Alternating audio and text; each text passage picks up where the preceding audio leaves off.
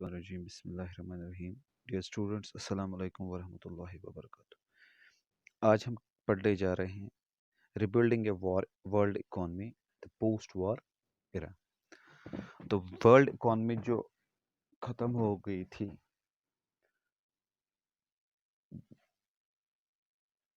उसको कैसे रिबिल्ड किया वॉर के बाद, पोस्ट वॉर रिकवरी। आपको याद होगा जो सेकेंड वर्ल्ड वॉर स्टार्ट हुआ था, ये आफ्टर 2 डिकेड स्टार्ट हुआ था। 1914 में फर्स्ट वर्ल्ड वॉर स्टार्ट हुआ था और 1939 में सेकेंड वर्ल्ड वॉर स्टार्ट हुआ था। तो ये दो पावर्स के दरमियान ये स्टार्ट हुआ था ये वार।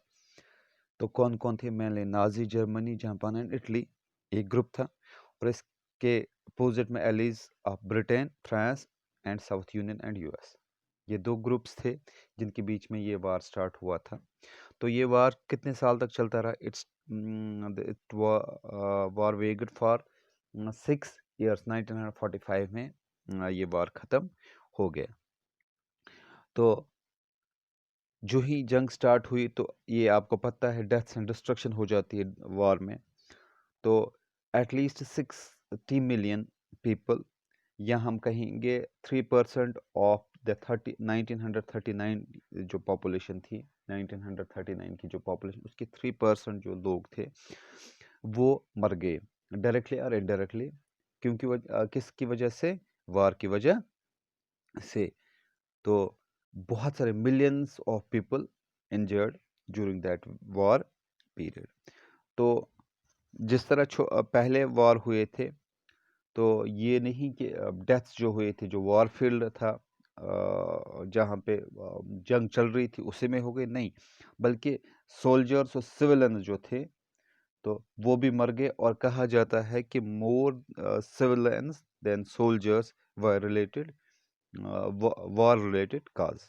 तो ज़्यादातर नुकसान फौज सोल्जर्स से ज़्यादा किन को नुकसान हुआ?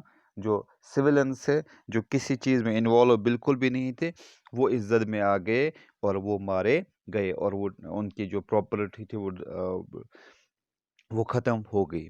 क्योंकि जब वेपन्स का इस्तेमाल होता है, आर्टिलरी वेपन्स जो अटैक हुए थे, आर्टिलरी अटैक जो हुए थे, उसकी वजह से बम डाले गए, तो उसकी वजह से लोग ज़्यादातर इस जद में आ गए, और जिनकी वजह से लोगों को ज़्यादा नुकसान उठाना पड़ा, आम लोगों को। जैसे सोल्जर से they were bound to be in the war field और to defend the very part of only they were guarding, लेकिन सिविलियंस जो थे उनको ज़्यादा नुकसान हुआ। तो उसके बाद क्या हुआ कि डिस्ट्रक्शन बहुत हो गई। अब रिकन्स्ट्रक्शन ज़रूरी थी, क्योंकि जंग हो गई थी। अब जंग से वापस आना था लोगों को, अब अपने आप को संभालना था। उसके लिए क्या हुआ? Two crucial influences shaped post war reconstruction. दो चीज़ें हुई जो पोस्ट वॉर रिकन्स्ट्रक्शन जो हुई थी, रिबिल्ड हुई थी वॉर वर्ल्ड इकोनॉमी जो करनी थी, उसके लिए दो चीज़ें हुई। तो फर्स्ट क्या था? यूएस जो थे, emergence of dominant economic, political and military power in western world. तो उन्होंने क्या किया? डोमिनेंट जो economic and political military power जो थे, वो कहाँ पे? वेस्टर्न वर्ल्ड में उन्होंने स्टार्ट किए। और द सेकंड क्या था? Dominance of south union. South union जो थे उनकी डोमिनेंस। तो ये दो चीज़ें हुई, तो जिसकी वजह से जो ये कंट्री जद में आ गई थी, इस वार की जद में आ गई थी, वो थोड़ा थोड़ा अब रिकन्स्ट्रक्ट होने लगे, रिबिल्ड होने लगे। तो इससे क्या हुआ? उन्होंने क्या किया? जो नाजी जर्मनी थी उनको हराया, और वो जो बैकवर्ड एग्रीकल्चर कंट्री थी, तो वो क्या आ गई? They came into the world as a world power. तो उन्होंने यही काम किया कि नाजी को हरा के अब जो ये जो कंट्रीज जो बैकवर्ड कंट्रीज उनको कहा जाता था, वो अब किस में आ गए? वो आ गए, उन्होंने पावर में आ गई, और उन्होंने अब उस पे कब्जा जमा लिया। और जो